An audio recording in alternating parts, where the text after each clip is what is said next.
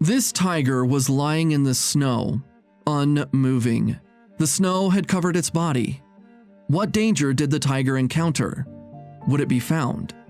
Edward is a ranger. He lives alone in a remote village in the middle of a dense forest. Although he has never received higher education, he is still kind. He never flinched from facing up to trouble. Therefore, when he was asked to do the job as a ranger, although he had little experience, Edward took the job without hesitation. From his youth until now, Edward had spent almost all his life in this mountain area. About every 2 days, Edward would go through the whole forest, record what he saw, and submit it to the forest administrator. On a winter morning, Edward was on a routine patrol. An accidental experience changed his life. The day, all the plants in the forest were covered with snow. Stepping forward became difficult, and Edward was carrying a heavy load. He had to stop every few steps to catch his breath. In between one of Edward's gasps for breath, he faintly heard a voice coming from the distance. Edward stopped and tried to locate where the sound was coming from, but as he turned slightly to listen more closely, the wailing suddenly disappeared. Edward, naturally, thought he was hallucinating and hearing voices that weren't even there. But as he prepared to move forward, he heard the familiar voice again. This time, Edward identified the location of the sound. It was coming from a bush ahead. He walked forward carefully, saw a small head sticking out of the snow. It was a tiger cub. He shook his head to shake the snowflakes off and looked at Edward with pitiful eyes, let out a little wail. Edward's heart was softened by the sight. He looked closely at the tiger cub and noticed that it was speckled with blood, and its leg kept twitching. It tried hard to move its body but stayed in place. It looked like the tiger cub had a leg injury. Edward sprang into action. He picked up the tiger cub, wrapped it in his clothes, and hugged it to his chest. Then, he left the cold place at a fast pace. When he arrived home, Edward put the tiger cub next to the heater. He found some old clothes that he didn't wear and made a simple nest. The tiger cub needed to be bandaged as soon as possible. Edward collected some herbs in the yard to stop the bleeding and applied them to the tiger cub's wound, finally wrapping it in gauze. After this series of work, it was late afternoon. It was dinner time in the snowy wilderness. The tiger cub must not be able to find food. Edward didn't know what to feed it. He suddenly remembered that the neighbor's little puppy liked milk. Edward thought to himself that this little tiger cub was also a cub. It should also be interested in milk. He didn't expect the tiger cub to stick out its tongue and lick the milk as soon as it saw it. A few minutes later, the basin was empty. Edward laughed with relief. It seemed like the little guy had a good appetite. Its health should be fine. And so, the tiger cub stayed at Edward's house. As time went on, it became stronger and stronger. Its wound healed and left a scar on its leg, but it did not affect it in any way.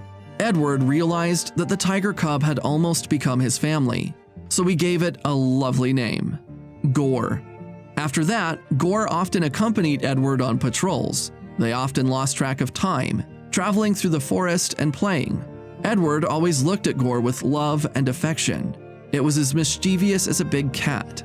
However, despite the happy times they had, Edward sensed something was amiss. Gore was a fierce wild animal.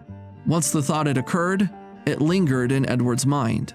Edward wasn't afraid that it would harm him, but wild animals were not pets. Keeping them in captivity would inhibit their natural instincts. Therefore, Edward had to make one of the most challenging decisions in his life. Edward took Gore to a wilderness deep in the forest. He hoped Gore could return to nature, but Gore followed Edward every inch of the way, as it had done for the past few months. Edward had no choice but to start shouting at the tiger. Gore had never seen its master so angry. It backed up and ran into the forest. Edward turned around and then burst into tears.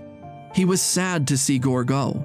For a long time afterward, Edward did not see any tigers in the forest. Edward wanted to see Gore so badly, but as long as it lived freely in nature, Edward was happy enough. A few years passed, and Edward was still working as a forest ranger. His longing for Gore made him fall increasingly in love with the forest, and he slowly came to understand some of the mysteries of nature. It also made his job less tedious.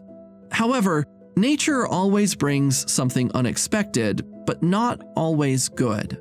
One of Edward's biggest headaches was that the area had been plagued by forest fires. On a hot summer day, Edward was on patrol as usual. He knew something was wrong when he noticed wisps of smoke rising from the nearby hills. The flames soon spread. Edward ran towards the outside of the forest, but he hadn't been in the best of health for a few years and soon couldn't run anymore. As the fire grew bigger and bigger and was almost behind him, Edward's heart was filled with despair. Just then, a big tiger appeared in front of him, blocking his way.